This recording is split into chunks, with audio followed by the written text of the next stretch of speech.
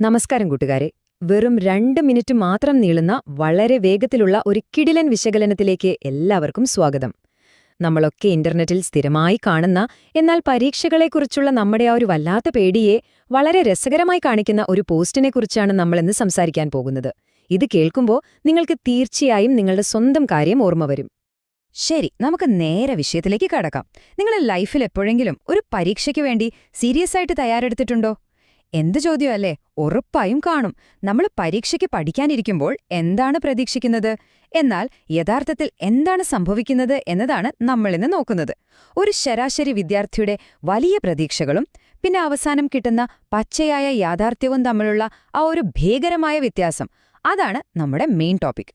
Stage 1, അതായത് പരീക്ഷ തുടങ്ങാൻ 1 മാസം മുൻപുള്ള അവസ്ഥ. അമിതമായ ആത്മവിശ്വാസം. ഇനി ഇതിലെ ശരിക്കും കൗതുകകരമായ കാര്യം എന്താണെന്നാല്, ഈ വാക്കുകളൊന്ന് ശ്രദ്ധിച്ചു നോക്കൂ. ഇനി ഫുൾ സ്റ്റഡി. ആ വാചകത്തോടൊപ്പം ഇട്ടിരിക്കുന്ന ആ കൂളിംഗ് ഗ്ലാസ് വെച്ച ഇമോജി കണ്ടോ? അതൊരു വെറും ഇമോജി അല്ല കേട്ടോ.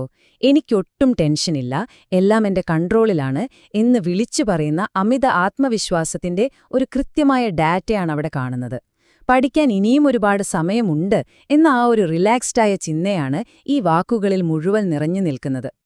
ഇതെങ്ങനെയാണ് മാറുന്നതെന്ന് നമുക്കൊന്ന് നോക്കാം. പരീക്ഷയ്ക്ക് 1 മാസം മുമ്പുള്ള ആ റിലാക്സ്ഡായ അവസ്ഥയിൽ നിന്നും ഒറ്റയടിക്ക് പരീക്ഷയുടെ തലേ ദിവസത്തേക്ക് നമ്മൾ എത്തുമ്പോൾ കഥയാകെ മാറും. സമയം എത്ര പെട്ടെന്നാണ് പറന്നുപോയതെന്നും അയ്യോ ഒന്നും പഠിച്ചു തീർന്നിട്ടില്ലല്ലോ എന്നുമുള്ള ഒരു ഭയപ്പെടുത്തുന്ന തിരിച്ചറിവിലേക്കാണ് നമ്മൾ വരുന്നത്.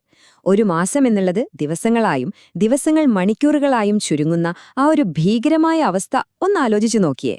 ഇതോടെ നമ്മൾ സ്റ്റേജ് 2ലേക്ക് കടക്കുകയാണ്. പരീക്ഷയ്ക്ക് വെറും 1 ദിവസം മുമ്പ് പരിപൂർണമായ പരിഭ്രാന്തി അഥവാ പ്യുവർ പാനിക്.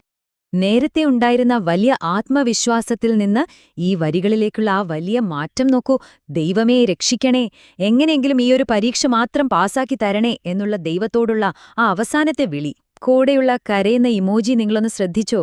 ഒരു വിദ്യാർത്ഥിയുടെ പൂർണ്ണമായ മാനസിക തകർച്ചയുടെയും ആ ലാസ്റ്റ് മിനിറ്റിലെ നെഞ്ചിടിപ്പിന്റെയും ഏറ്റവും വലിയ തെളിവായി മാറുകയാണ് ഈ ഒരു ഒറ്റ ഇമോജി. ഇത് വളരെ മികച്ച രീതിയിൽ നമുക്ക് കാണിച്ചു തരുന്നത് എന്താണെന്നാൽ, ഈ 2 അവസ്ഥകളും തമ്മിലുള്ള ആ വലിയ കോൺട്രാസ്റ്റാണ്. ഒരു വശത്ത് തുടക്കത്തിലുള്ള ആ കൂളിംഗ് ഗ്ലാസ് വെച്ചുള്ള അമിതാത്മവിശ്വാസം, മറുവശത്ത് അവസാന നിമിഷത്തെ ആ കരച്ചിലും പരിഭ്രാന്തിയും.